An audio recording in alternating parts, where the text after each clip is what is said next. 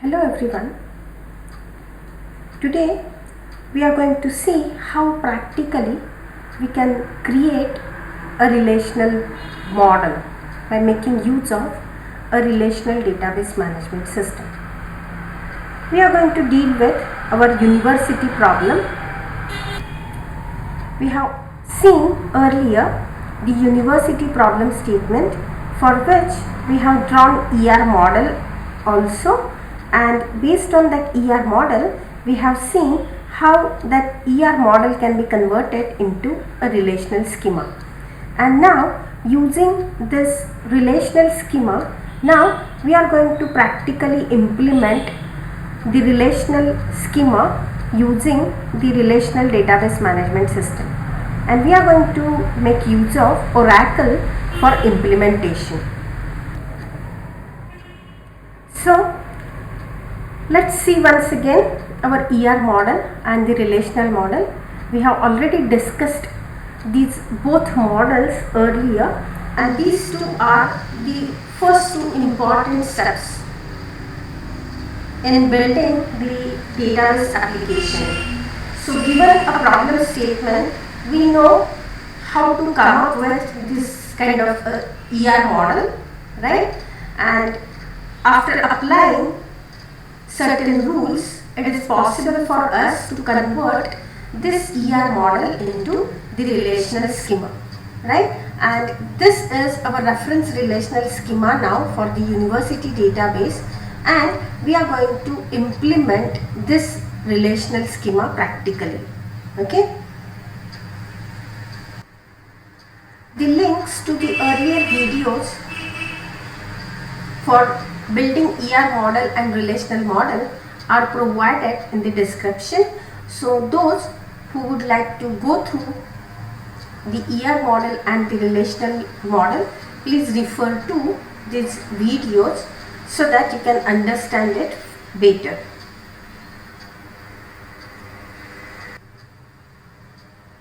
Now, based on our relational model, these are in fact the relations or the tables those we are going to create in our relational model.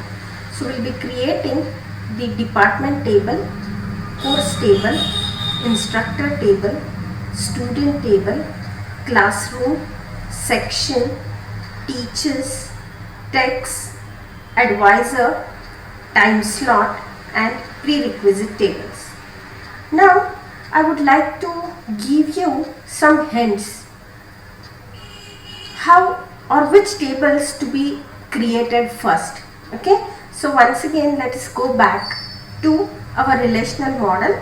So this is our relational schema or relational model, and we are going to create the tables, right, practically. So which table to be created first? So I am giving you few practical guidelines to identify which tables we should create first. So as we know, we are having here few of the tables, those are related to the entity sets, and few of the tables those are related to the relationship sets in our ER model. Now if we look at all those tables or all those relations in our relational model, we come to know that there are certain tables or there are certain relations, those are using some foreign keys. So as we know, the foreign keys are borrowed from some other tables, right? So if we go for creating such a table which is having a foreign key, then we may we may face a problem, and that is why a key guideline here is which table to be created first. We should pick the tables or the relations which are not having any foreign keys. These tables need to be created first. Say for example, here we are having this department table, and this department table is having department name, building and budget as the attributes. But this table is not having any foreign key that is borrowed from any other relation, and that is why we may select this table to create as at the first time. So this table can be created first. What next? Is there any other table that can be created which is not having any foreign key? So see here, foreign keys are being borrowed from some other tables, right? So if we are having the arrow in our relational model that is going out, then we may say that there is a foreign key. So for this student table, department name is a foreign key. So we are having arrow going out from that table. So we should not create student table first, because we are having the foreign key here, department name, that is borrowed from department. So unless we create department table, it is not advised to create the student table.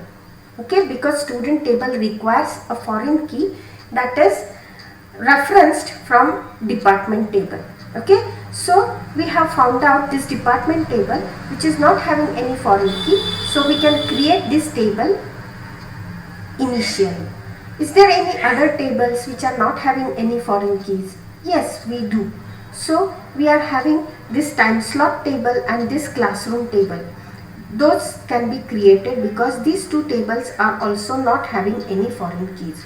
So we may select this table to create next, and the time slot table that can be created next.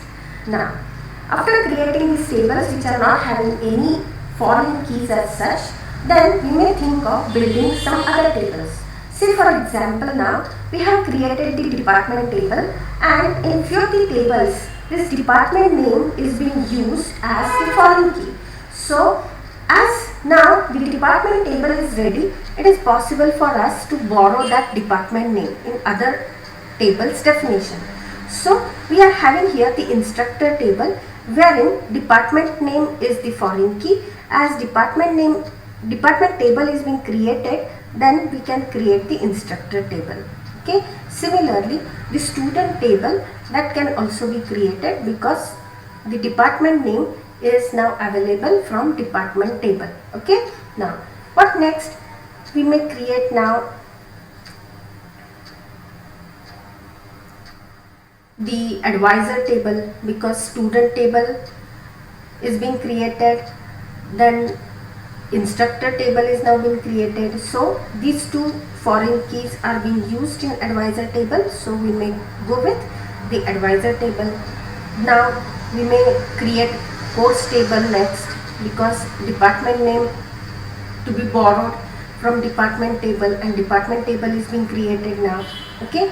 Now once the course table is being created, we may create prerequisite table, because prerequisite table requires the foreign keys from course table, so we may create this prerequisite table. Okay. Now what next? Next we may think of creating this section table, okay.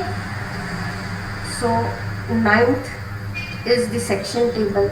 Now text is having few of the attributes, those are borrowed from student and section. So after creating section table, we may create now this text, and after that we may think of creating the teachers, because teachers is borrowing some of the attributes from section, and section is being created now.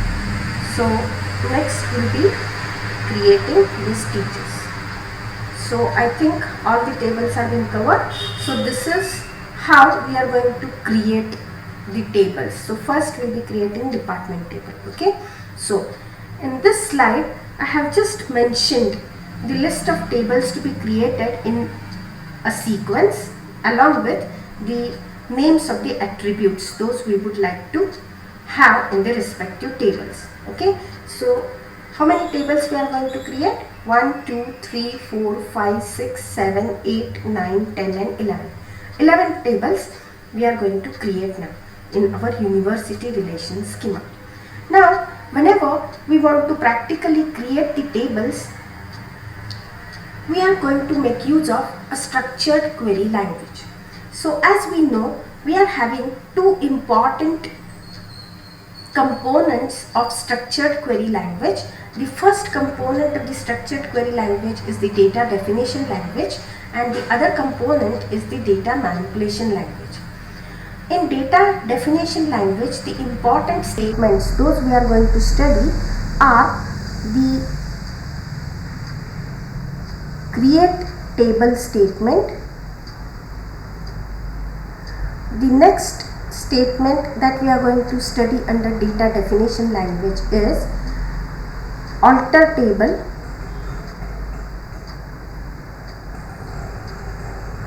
and the third important statement that we are going to study is drop table. Okay, and today we are going to focus upon these three statements in data definition language. Data definition language is the part of structured query language that helps us to define our database. Okay, and as far as definition of our database schema is considered, we are going to make use of these three important statements, and that is why I am going to demonstrate you these three statements today. Okay, in data manipulation language later we are going to discuss few more statements. So one of the important statements in data manipulation language is the insert statement, then the update statement, then third is the delete statement, and the fourth statement that is most popular under data manipulation language is the select statement. Okay, so later on, after building the database by making use of data definition language, we are going to discuss these four data manipulation language statements as well. It is not like we are having only those many statements available in SQL, but I am only highlighting the statements those we are going to make use of, right? In data definition language we are having few other statements as well. We are not going to discuss those statements right now, so we are going to focus upon only these three statements from data definition language, right? So now let's proceed to data definition language. Data definition language allows the specification of set of relations, and also it allows us to specify the information about each relation. This information includes the schema for each relation, the domain of values associated with each attribute of the relation, integrity constraints, the set of indices to be maintained for each relations, security and authorization information for each relation, the physical storage structure of each relation on the disk, and so on. So these are the informations those we may include by making use of various data definition language statements. In this initial discussion, we are going to see the data definition languages or the data definition language statements. Those will help us to define the schema for the relation. It will help us to associate the domain or the data type, you may say, along with the every attribute of the relation, and also it will help us to provide the integrity constraints while defining the relations. Rest of the things we are not going to discuss right now, okay, but later on we are going to talk about these advanced concepts, okay. But in our initial discussion we are going to see the statements such that how to define the schema, how to associate the domain or the data types with the attributes of the relation, and how to provide the integrity constraints. So let's see now three most important DDL statements as I stated, and these statements are the create table statement, alter table statement, and drop table statement. So create table statement is used to create table in a relational database management system. Alter table is used to alter the definition of existing table, and drop table is being used to remove the table from the database. So create table to create the table in the relational database management system, alter table to alter the definition of existing table. So sometimes it may happen that we have created a table in our database system, but now we want to add some few attributes, or we may change the data type of the attribute, or it may happen that now few of the attributes are not required and we need to delete those attributes or remove those attributes from the table. So for these reasons we may use this alter table statement. Also, the alter table statement can be used to add the constraints in the existing tables. The drop table statement is being used to remove the table from the database. So we are going to focus upon these three important statements in data definition language. So before actually going for the create table statement, let us look at the data types or domains available in Oracle. In fact, we are not going to discuss all the data types available in Oracle, but we are going to focus upon only the data types. Those are really important as far as our implementation is considered, and these data types or the domain types are being frequently used while building the database systems, right? So we are talking about such data types in Oracle. Why Oracle? We are making use of Oracle to implement our database, and that is why we are talking about the Oracle data types. But if you go for any other relational database management systems, the data types are almost the same. Okay, fine.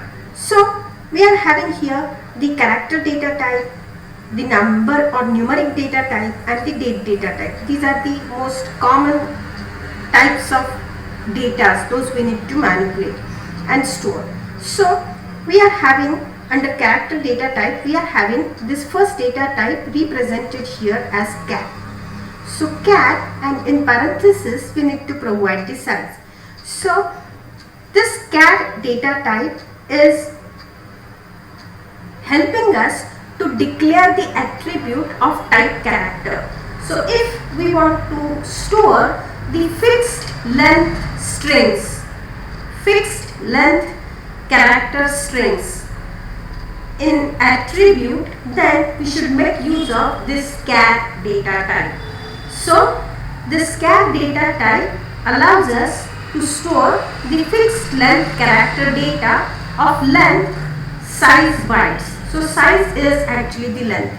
Say for example, if I am having declaration of the attribute, say name, okay, cat, say 20.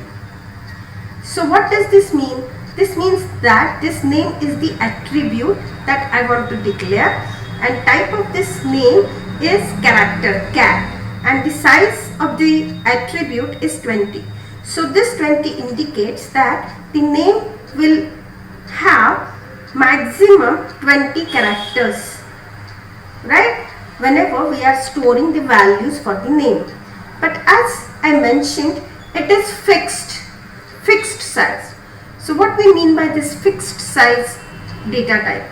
So if we are using cat as the data type, irrespective of actual length of the name that we are going to store in our database for different students, say for example, irrespective of actual length of the name, the number of bytes those are being allocated are fixed, right? So this length is fixed for every row in the table. So if, say for example, I am having say name say Ram, and if I am having the name say Ram Kishan, okay, and if I have declared name as character 20, then Ram is also being stored in 20 bytes and Ram Kishan is also being stored in 20 bytes. In fact, Ram requires 3 bytes only, having 3 characters, and Ram Kishan requires more number of characters, more bytes. But still, as we are declaring it as a fixed length data type, the number of characters or the number of bytes those are allocated per row for storing this attribute are fixed. Okay, now let us go for the next data type, that is varchar2. So once again, varchar2 is being declared as varchar2 along with the size. So this is used for variable length character data. So what does this mean? Now see here, once again, if we look at the same example, name is the attribute, but now if I am having the declaration of this attribute name as say varchar2 20, then what will happen? If I am declaring name as varchar2 20, this means that I am declaring this attribute name as the variable length attribute. What does this mean, variable length attribute? So as I mentioned, if I am storing Ram as the name or Ram Kishan as the name, whatever is the length of this string, only those many bytes will be used to store that data, right? So it is not fixed length. So in CAD, irrespective of actual length of the string that we are going to store, it will allocate same memory locations, okay, same number of memory locations. But here in varchar2, whatever is the size of the data that we are going to store, only those many bytes are being used, and that is why it is variable for each row. It is variable for each row. So for every row, depending on whatever is the data that we are going to store under this attribute, those many bytes will be utilized. In case of CAD, it is fixed for every row, meaning irrespective of the name or the string that we are going to store under the attribute, it will allocate the same number of bytes. Okay, now here we have also provided the maximum size that is allowed by Oracle. So maximum size for CAD is 2000 bytes, whereas for varchar2 the maximum size is 4000 bytes. Okay, now under character data type, we are having two more data types, nchar and the nvarchar2. So what is nchar and what is nvarchar2? In fact, this nchar and nvarchar2 are being used typically for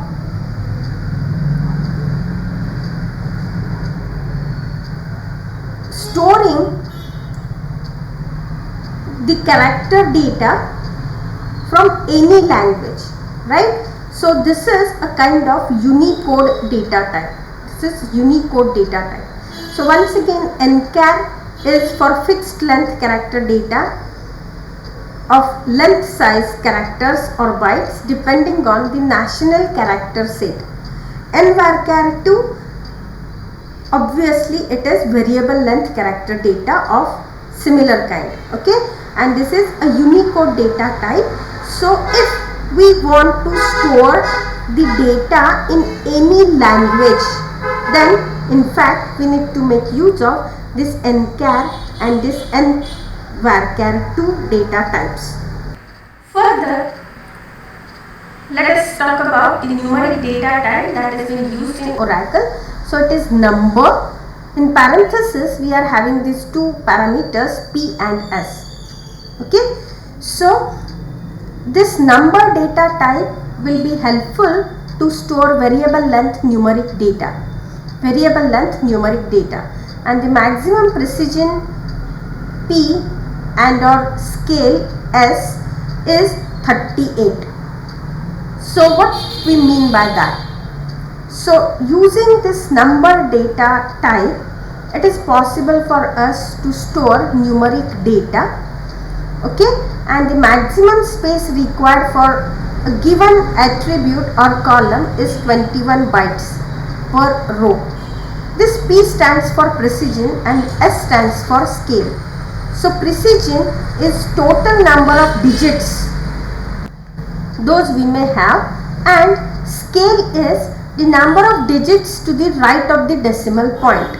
Say for example, if I want to store maximum 99999, or if I am giving, say for example, 7,2 as precision and scale, what it indicates? It indicates that total number of digits those I can store are 7, and scale indicates that the number of digits to the right of the decimal place are 2.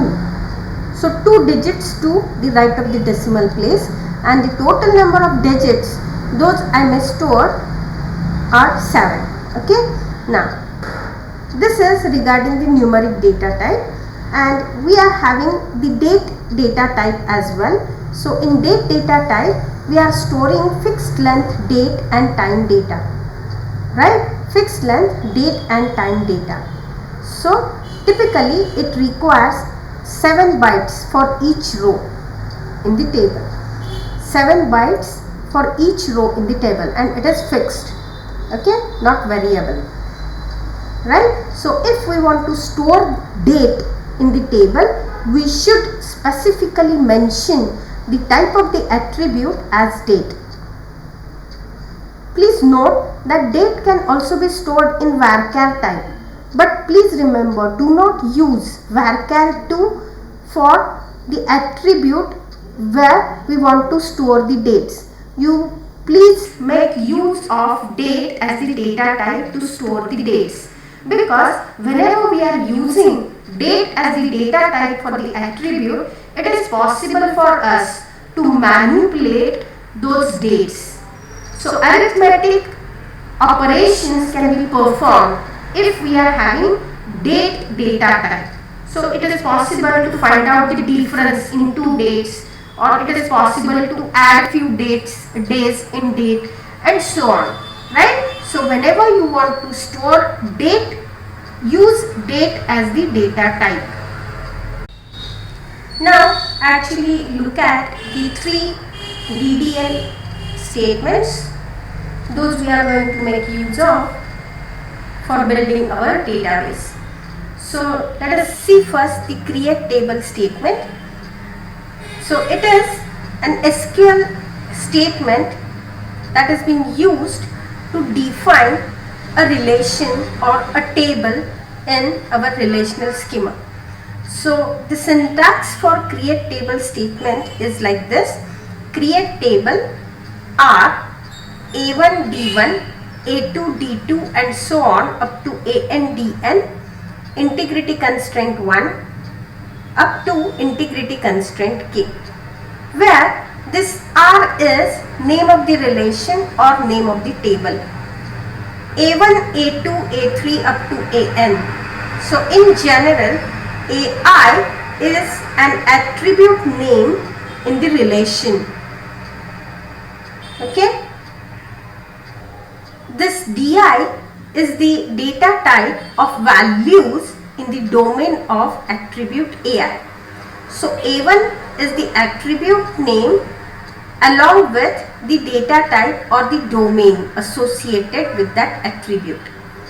Also, we are specifying the integrity constraints here in create table statement. So create table statement help us to create the table. Name of the table here is R, AI is the attribute and DI is the associated domain for that attribute, and we may have the integrity constraints as well. So let us see one example. Suppose if we want to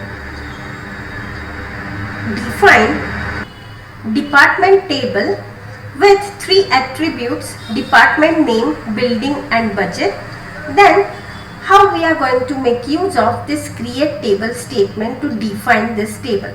So we are going to write this statement like create table, name of the table is department, department name is the attribute, and let us assume that the data type for this department name is varchar2 20, length is 20, building varchar2 15, and budget number 12, 2. So precision is 12 and scale is 2, right? So create table, name of the table, then we are having the parenthesis, and in this parenthesis we are going to describe the attributes along with its domain or data type and the specified length, right? So this is a simple definition of department table. Here we have not mentioned any integrity constraint, right? So if I use this table, create table statement to define department in my relational database management system, it is possible for me to create the table. Now if we want to precisely provide the integrity constraints while creating the table, then we are having several constructs available in SQL. What are those constructs? So we are having primary key construct. So primary key in parenthesis list of the attributes. This will define the primary key of the table or the relation under consideration. So we may have a single attribute as the primary key, or we may have the composite primary key. Meaning if the primary key is the single attribute, then it is denoted as primary key in parenthesis name of the attribute. But if my primary key comprises of several attributes, then I need to include those attributes in the parenthesis, all those attributes in the parenthesis, and this will form my composite primary key. Now apart from primary key constraint, we are having foreign keys. So we are having the construct foreign key references. So this construct will help us to impose the referential integrity, okay, in our database system. So foreign key can be declared by making use of these keywords or these constructs. Now we are going to demonstrate this with one example. So once again consider that we want to create the table department, but now we want to impose the primary key constraint on the table. So the statement that we are making use of is create table. This is name of the table or name of the relation that we are going to create. Then attribute is department name, type of the attribute is varchar2 and size is 20. So this means that department name can have maximum size 20, okay, and this is a variable length attribute. Similarly, building varchar2 15, budget numeric 12, 2, and primary key attribute is department name. So here we are imposing this primary key attribute, that is department name. So we are declaring department name as the primary key for this department table, right? So now let's see how different other integrity constraints can be used while defining a table. So let's assume that we would like to create another table, say instructor, okay. So we are obviously making use of create table statement to define this instructor table, okay. So create table, name of the table is instructor, then in parenthesis we are going to provide the definition. So attribute ID varchar2, size is 5, name varchar2, size is 20. Now see here, we are providing here the constraint not null. So what does this mean, not null? This means that always name should have some value other than null. So it should not happen that we are not providing the name of the instructor. Always instructor should have name. Okay, so we are providing the constraint not null. Further, department name varchar 2 size is 20, salary number 8, 2. See here the other constraints how we have used. So primary key for this table is ID. So primary key in parenthesis is ID. Then instructor table is having department name as one of the attributes, and this department name is actually the primary key of department table. So we are having now this department name to be declared as the foreign key, and that should be borrowed from department table. Department table has already been created earlier. So we are mentioning here that foreign key in parenthesis department name. References department. So foreign key in this table is department name, and this is referring to the department table. So see the construct: foreign key, name of the key, then references is the keyword, and name of the table from where we are referencing, okay, that attribute. Further, we are having the check constraints. Here we need comma. Now here we are having the check constraint also mentioned. So what we want is, we want to validate the attribute salary. So we are allowing only the salary values, those are greater than 0.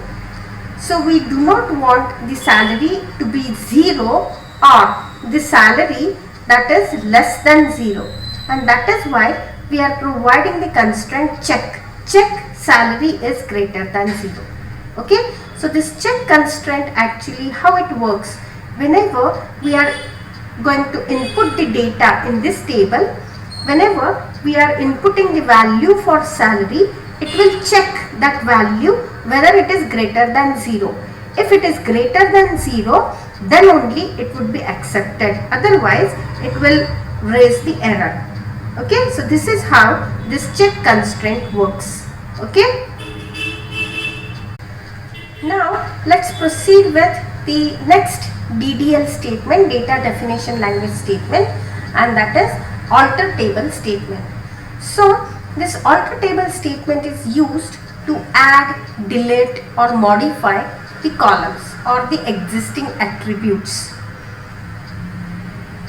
Or alter table statement is being used to add a new attribute in the existing table, to delete the attribute from the existing table, or if we want to modify the data type of the attribute, then also this alter table statement can be used. Further, this alter table statement can also be used to add and drop various constraints on an existing table. So it may happen that we have not added any constraint earlier in the table, we forgot to add the constraint, and now we would like to add the constraint, then we make use of alter table statement to add the constraint. Or if we want to remove any constraint, then also it is possible to use alter table statement to remove the existing constraint from the table. So now let us see practically how we can make use of this alter table statement. Okay, so suppose we want to add attribute to an existing relation. So how we are going to make use of this alter table statement? Suppose we are writing now the statement like alter table R add A T, where this A is the name of the attribute that we would like to add into the existing relation R, right? and this newly added attribute will have the data type associated as D. So alter table, which table to change or modify? R. What we would like to do? We want to add, right? So we are making use of the construct add in alter table. What we want to add? We want to add attribute A with the associated domain or data type as D, right? So whenever we are adding new attribute into the table, all the tuples in the relation are assigned null values for this new attribute. So say for example, if I have already been created, say table, suppose student table has already been created, and in this table suppose I am having inserted few of the tuples, say 1, 2, 3, 4 and so on. So few of the tuples are being added into this student table, and now I am going to modify the definition of the student. Suppose I am having roll number, name of the student, and say department name of this student. Okay, and now suppose I am going to add new column, say new column added is say credits, total credits of the student. So total credit is the new attribute that I want to add. So if I am having some existing data in my table, and if I am adding now the new attribute, then what will happen with that already inserted tuples? So whatever is the newly added attribute, for that attribute the values associated with the earlier data or the earlier tuples will be null. So all tuples in the relations are assigned null as the value for new attribute. Okay, so how I am going to write this statement to add the student total credit in student table? I will be using this statement, say alter table, name of the table is student is name of the table. What I want to add attributes. Which attribute I want to add? Say total credit is the attribute, and what is the data type associated with this total credit?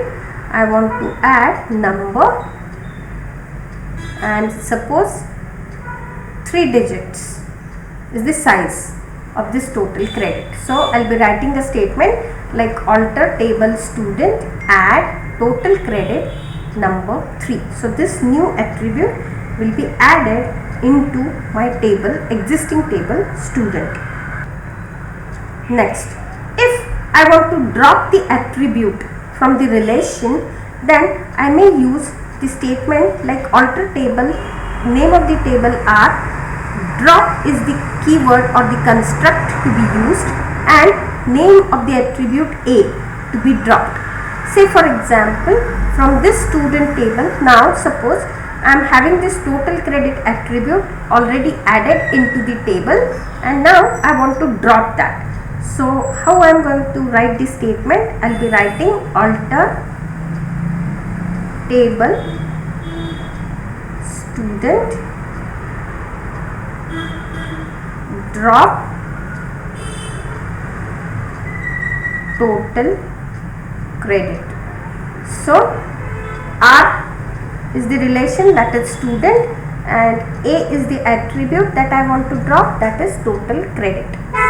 Okay, fine. Now let us proceed with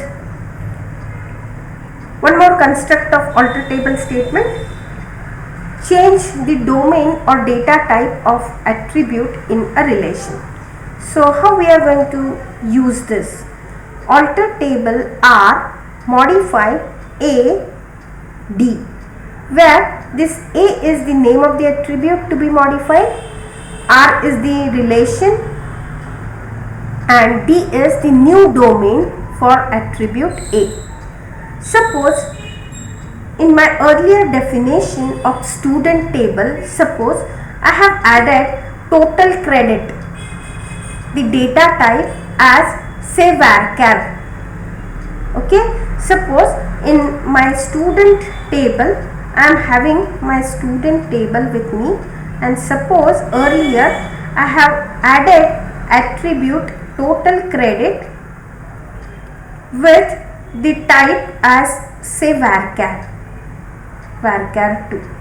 But later on I understand that varchar 2 is not the proper data type for this attribute total credit, and that needs to be changed. So how I am going to write this statement? I am going to write this statement like alter table. Which table to be modified?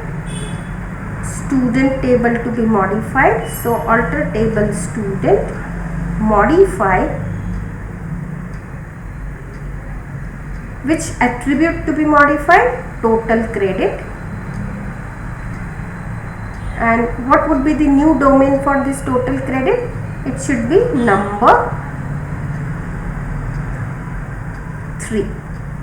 So this would be the statement that I am going to make use of, right? So student is the relation, modify is the constraint to be used. What I want to modify this attribute. Which attribute? Total credit attribute, and the new domain or data type is number 3.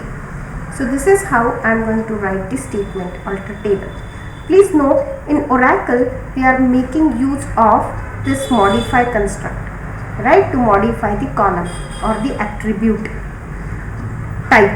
Okay, but in other database management systems, say for example MySQL, SQL Server, you may find these different constructs, right? So we are going to implement it in Oracle, and that is why I am demonstrating the constructs from Oracle. So in Oracle we are having this construct modify. Okay, now let us see how alter table statement can be used to add the constraint to an existing relation.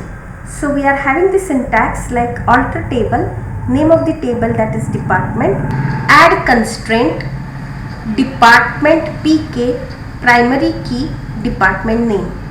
So department pk is in fact the identifier. It is like a variable that we use in programming language to store something. So here we are going to add primary key as the constraint in this table. So suppose let us assume that we have forgotten earlier to add the primary key for this department table, and now we want to add this constraint to the department table.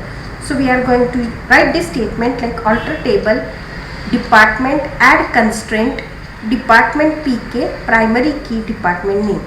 So we have added now this primary key, department name as a constraint in this department table. Similarly, we are having some of the constructs like enable constraint, disable constraint, or drop constraint. So if we want to enable the constraint that we have defined, we may write the constraint enable constraint, construct enable constraint. If we have defined, say for example we have added the constraint primary key as department name, but now we do not want to use that primary key temporarily, and if we want to disable that constraint, we may make use of this alter table statement to disable constraint, and this variable name or the identifier rather we may provide to disable that constraint. Okay, similarly if we would like to drop any constraint, we may make use of the construct drop constraint to drop the existing constraint. Okay, if we want to rename the existing table, then also we are making use of this alter table statement, alter table, name of the old table, rename to new table, right? So this is how we can even rename the table by making use of this alter table statement. Okay, so let's see now the last DDL statement under consideration, and that is the drop table statement. So this table or this statement is being used to remove the table from the database. Okay, and while removing this table, it deletes all the information about the relation from the database. So let's see how to use this statement. Drop table and name of the table or the relation. So this is how we can remove the table from our database. Say for example, if I want to drop the table, say department, then how I am going to write this statement? I am going to write this statement, drop table department, name of the relation or name of the table. So this statement will help me to drop the entire table department, okay, with all its information. So while using this drop table statement, be careful, right? Because this will remove the table from your database, and by removing all the information that is stored in that particular table or that particular relation. Okay, fine.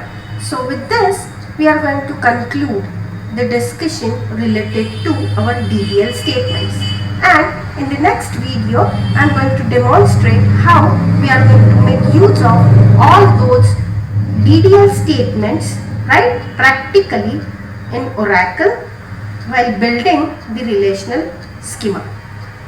Okay, thank you.